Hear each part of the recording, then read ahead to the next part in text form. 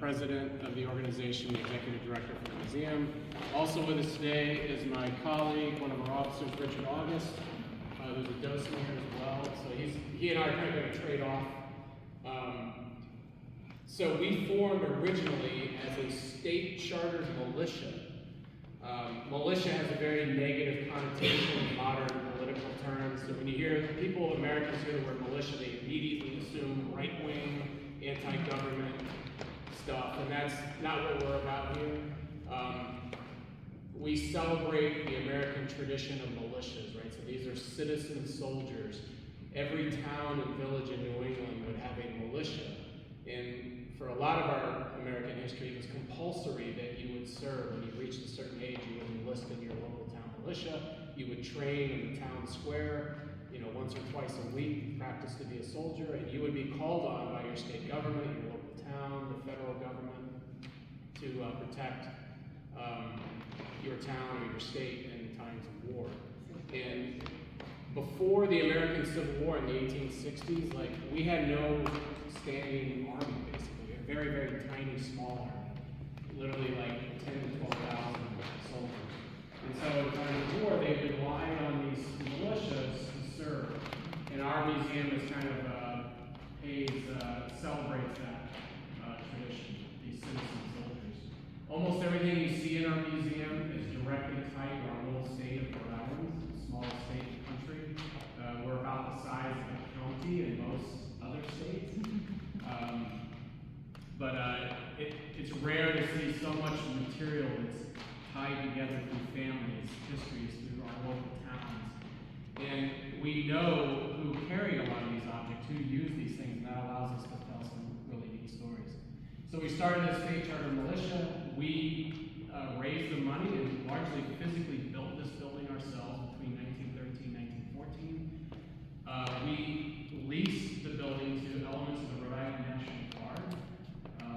I assume Australia, does it have a National Guard, some sort of a home guard?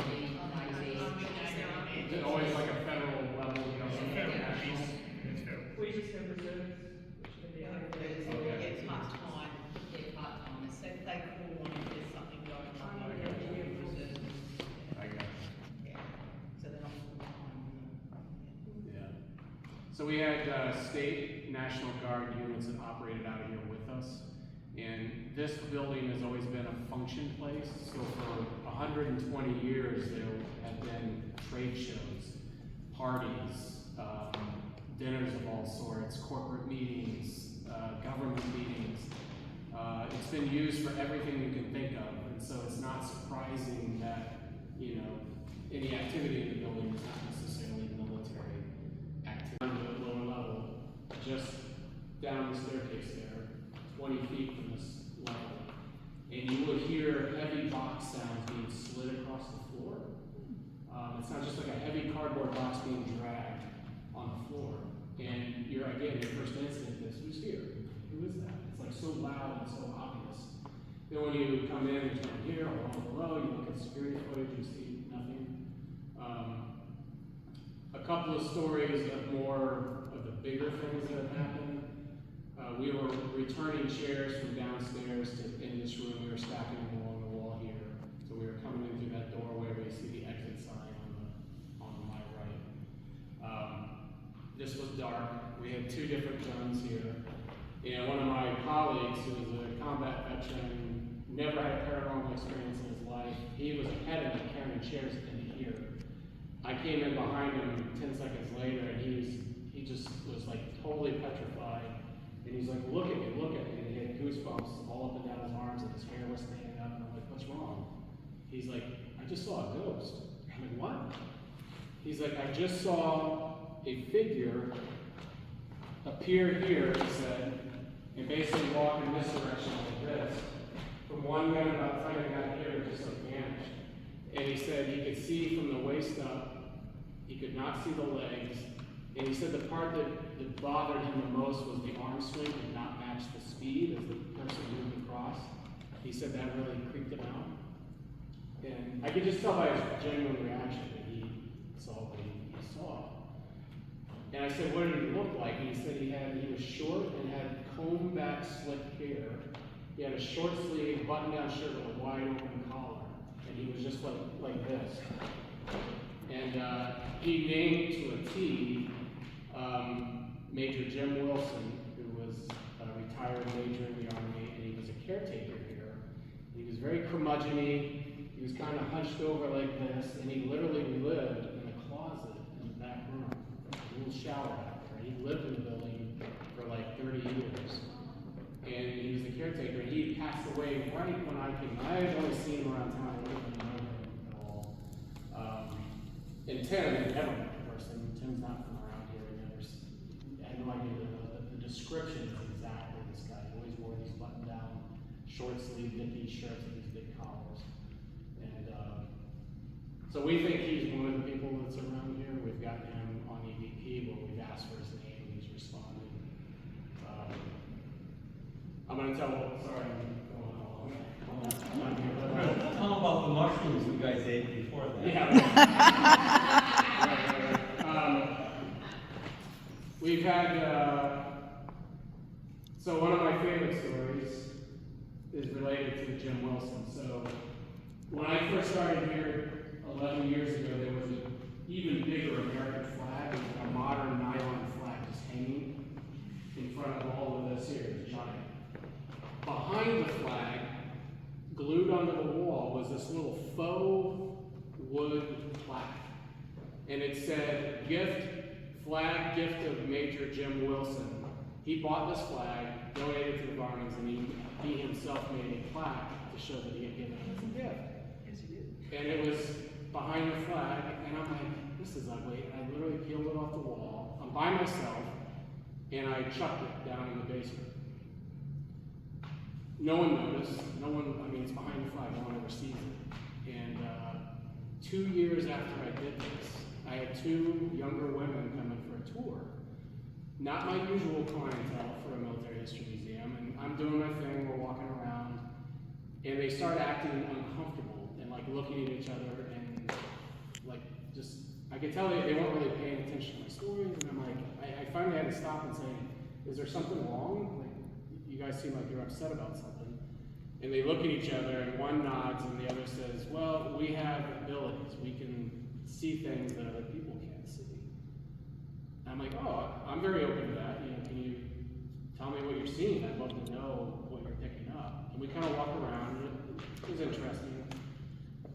But what really got me is at the end of the tour, as we're walking out of the building, I said, "Yeah, I'm new here, and I'm making a lot of changes, and a lot of the old timers don't like those changes." And one of them goes, "I know. He wants you to put the plaque back on the wall." And she drew it with her fingers, like the shape. I even get goosebumps now when I say it. And that absolutely freaked me out. I have no idea how that could possibly be done, other than it's true that they really have this ability. They don't know these people. They've never been in the building before. They live kind of far away. They don't know who Jim Wilson is. They don't know about this plaque that was given in the 1970s, and that I had taken it down 2 years before. You know what I mean? And so that really blew my mind. It made me more of a believer in people who claim to have those abilities. And often on our tours I'm shocked at the number of people who have come out and said, "I have an ability, I can see things that you can see, or I'm psychic, or what have you." And sometimes it's like, and then other times they say things that are like, "How do you know that?" kind of thing. They are, for people that are into American Civil War history, they're very famous and known all over the world. This cannon here is known as the Gettysburg gun, and it belonged to Battery B, 1st Rhode Island Light Artillery. Battery B, in a battery of artillery, you had 6 of these guns. And there would be about 100, 120 Rhode Islanders in the battery, and about 100 horses that served in the battle. At the Battle of Gettysburg, this is the biggest battle in the American Civil War, July 1st, 2nd, and 3rd, 1863, right in the middle of the war. The Confederate Army, General Robert E. Lee, invades into Pennsylvania, into the north. The 2 big armies collide at the small little town of Gettysburg, Pennsylvania, in south central PA. And about 170,000 Americans fight each other over 3 days, just epic in scale. And by the end of that fight, there's 51,000 killed, wounded, or missing. It's hard for us to imagine those numbers, particularly given how small our population was back then. And Battery B arrives on the battlefield on day 2, July 2nd. The main Federal infantry from the north is behind the stone wall face to the west. Battery B gets thrown 150 yards in advance of their infantry, placed perpendicular to it. They're totally exposed. They have very little infantry support. They knew they were going to get attacked. And they're firing their cannons at a rebel battery to the north. So they're firing away, and the battery commander, Fred Brown, looks to the west, to his left. And on the horizon, he sees a large body of troops appear on the horizon. And they all think it's their support to come help protect them. It wasn't. It was 1,200 Howling Georgians of Wright's Brigade from the south. And they quickly close the gap. They start firing on Rhode Islanders. It becomes hand-to-hand combat. About half of the horses in the battery are shot down. Several men are shot down. The Gettysburg gun is captured by the Confederates, and it would be later returned to the battery that evening. And they would live to fight on that third day of the battle. On the third and final day, July 3rd, the Confederates decide to attack the Federal center of the line. The rebels were going to attack right where Battery B was located. In preceding this infantry assault, they had massed 150 cannons across a 2-mile front. And at 1 p.m. on July 3rd, these guns just start firing repeatedly. No one knows for sure how long, about an hour and 40 minutes is like the best guess. And it was described as the loudest event in human history at this point in time. They could hear the cannon fire 35 miles away in Harrisburg, Pennsylvania. The men talked about how the ground literally was shaking beneath their feet. Battery B, during this cannonade, begins to return fire. In manning the gun were these, more than just these three, but these three were here. William Jones is the number 1 man. He's standing here. He's the guy with the big rammer to load the charge. Alfred Gardner, the middle guy, he's in his mid-40s. His men teased him, called him Grandpa. He was very good-natured about it. He's a very religious man, and in the pocket of his coat, at this moment, he has a little Bible with his name embossed on the cover, Alfred G. Gardner. And in the margins of the pages of this Bible, he writes little messages to his 5 children, words of advice, words of wisdom, really emotional, charged stuff. He has 5 kids at home, and his wife's name is Adelia. And so he had that in the pocket of his coat. He's the number 2 man. He's standing here. He's the guy that loads the gunpowder and the cannonball into the tube. And then John Green was behind the axle on that side. Alfred takes a shell, bag of gunpowder and cannonball, solid shot, and he's taking it and he's turning to put it into the tube. But before he gets there, a Confederate shell from a mile away arches over the battlefield and smacks the muzzle. You see the dent. That shell explodes. It decapitates William Jones, instantly kills him, throws him several feet forward with a gun. Alfred, the older guy in the middle of the Bible, has his left arm severed, gets a gaping wound in his rib cage, and he ends up laying against this wheel. He's still conscious, but he's bleeding to death. And he's laying there with his one remaining arm outstretched. His best friend, his tent mate, was Albert Strait of West Greenwich, Rhode Island. Albert was the sergeant of this gun. Albert says he immediately goes to Alfred, and he grabs Alfred's hand, and he said the first words out of Alfred's mouth was, "Please tell my wife I died happy. Please, please make sure she gets my Bible." And Albert says they're under fire. He doesn't take the Bible right away. He bids farewell to Alfred. He says he turns his back and he hears Alfred yell out in a loud and clear voice, "Glory be to God, hallelujah, I am happy, amen." And then he would bleed out moments later and die. Albert, determined to fire this gun, picks up the charge that Alfred had dropped, separates the gunpowder from the solid shot round wall. They get the powder down the tube, takes the solid shot, that's the solid shot. He has a guy holding it here. Albert takes the yells for an axe, and he takes the backside of the axe, and he's trying to pound the cannonball down the tube, but because of the dent, it becomes stuck, exactly as you see it. and the tube would cool over time and become permanently fused to that cannonball. So that is a violent moment frozen in time from July 3rd, 1863. Now, as Albert's doing this, a shell would strike the axle. You see the damage. Another shell would come in from the side, blow out the spoke, slam into this cheek piece, the side of this. When you go around, you'll see the battle damage. It throws the gun up on one wheel, and at this point, they're like, the gun's disabled. They announce that it's out of service, and they leave it. Eventually, they would repulse this attack. It becomes a big victory for the North. On July 4th, our Independence Day, they hold their position. They dig a hole in front of their battery, and they begin to wrap William Jones and Alfred in a red blanket to bury them in this one hole. And it's at this moment that Albert remembers the Bible. And I don't know if he couldn't bring himself to go to his friend and pull it out of his pocket, but he asked one of his men to go take the Bible out. We have the Bible downstairs on display. You see it? When you read the inscriptions, you understand why those were his dying words. And the last message he writes in the Bible is July 2nd, 1863, Gettysburg. It's the day before he dies. He says, "In battery, all ready for action. I am well in body, and my mind is clear about the future. The thought of heaven has cheered me on this march from Falmouth to Pennsylvania." And then he says, "Children!" Exclamation point. "Always be of good cheer, and always do right. This is the wish of the Father." And Albert would write a letter to his wife, Adelia, and he would send the Bible home to her. We have a letter from her where she refers to the Bible as a national treasure, a symbol of the sacrifice that Rhode Island makes in the Civil War.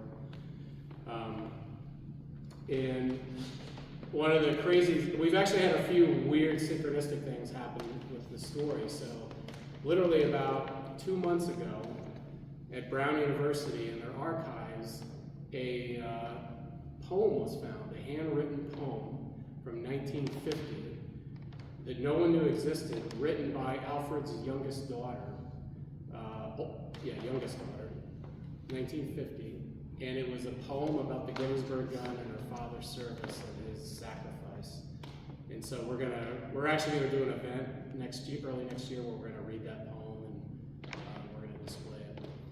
Here's the other synchronistic thing that happened. So we know from letters that Alfred wrote to his wife, Adelia, that he would often pick wildflowers along the march and at battlefields. And he would pick the flowers. In the letter, he would say the date and location of where he picked them, and he would fold them up and mail them to Adelia. We just knew that from the letters. We share these stories on Facebook and Instagram. And a couple of years ago, an active duty Army officer from Maryland messaged me on Facebook, and he says, "Hey, I've got something you're gonna want related to this story." I'm like, "Okay." And I met him down in Gettysburg, and he walked up to me, gave me a box, and inside was a little black ledger book. And opened it up, and written inside the cover, it says Adelia Gardner, 1870. And like my heart skipped a beat. And then on all of the pages are all of the wildflowers that he had mailed home to her. Oh. She had pasted in this book, and she carefully recorded the date and location. And we have it open downstairs to a particular page where it says June 22nd, 1863, Falmouth, Virginia, and she writes the last. Oh.